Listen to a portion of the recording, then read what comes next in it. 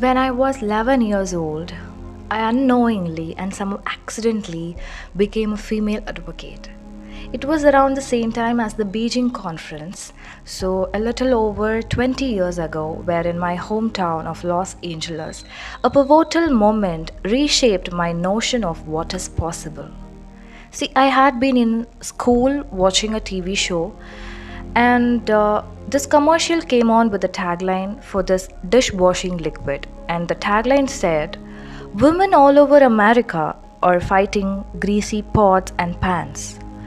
Two boys from my class said, "Yeah, that's where women belong, in the kitchen." I remember feeling shocked and angry and also just feeling so hurt. It just wasn't right and something needed to be done.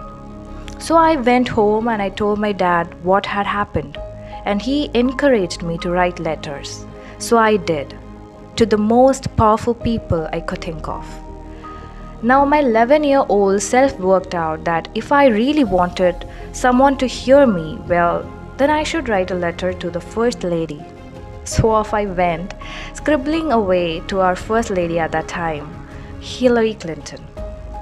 And I also put pen to the paper and I wrote a letter to my news source at the time, Linda Ellerby, who hosted a kids news program, and then to the powerhouse attorney, Gloria Allred. Because even at 11, I wanted to cover all my bases. Finally, I wrote to the soap manufacturer. And a few weeks went by, and to my surprise, I received letters of encouragement from Hillary Clinton, from Linda Ellerby, and from Gloria Allred. It was amazing. The kids' news show, they sent a camera crew to my home to cover the story, and it was roughly a month later when the soap manufacturer Procter & Gamble changed the commercial for their ivory clear dishwashing liquid. They changed it from "Women all over America are fighting greasy pots and pans" to "People all over America." It was at that moment that I realized the magnitude of my actions at the age of 11. I had created my small level of impact by standing up for equality. Now, equality means that President Paul Kagame of Rwanda, whose country I recently visited as part of my learning mission with UN Women, it means that he is equal to the little girl, the Gahembe refugee camp, who is dreaming about being president one day.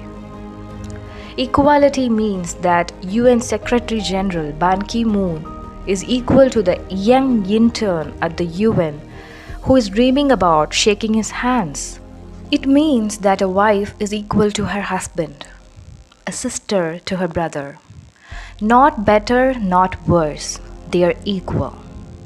When it comes to women's political participation and leadership, the percentage of female parliamentarians globally has only increased by 11 since 1995. 11% in 20 years. Come on, this has to change. Make up more than half of the world's population and potential. So it is neither just not practical for their voices, for our voices to go unheard at the highest levels of decision making.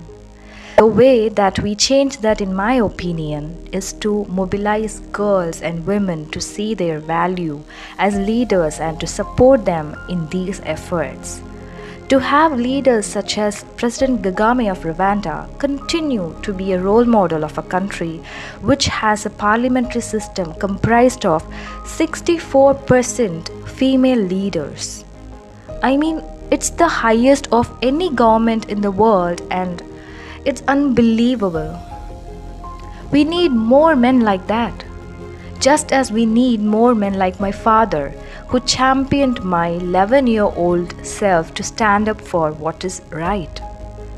In doing this, we remind girls that their small voices are in fact not small at all, and that they can affect change. In doing this, we remind women that their involvement matters, that they need to become active in their communities, in their local governments, as well as in the highest parliamentary positions. It is just imperative. Women need a seat at the table. They need an invitation to be seated there. And in some cases where this isn't available, well, then you know what? They need to create their own table. We need a global understanding that we cannot implement change effectively without women's political participation. It is said that girls with dreams become women with vision. May we empower each other to carry out such vision. Because it isn't enough to simply talk about equality, one must believe in it. And it isn't enough to simply believe in it, one must work at it. Let us work at it together, starting now. Thank you.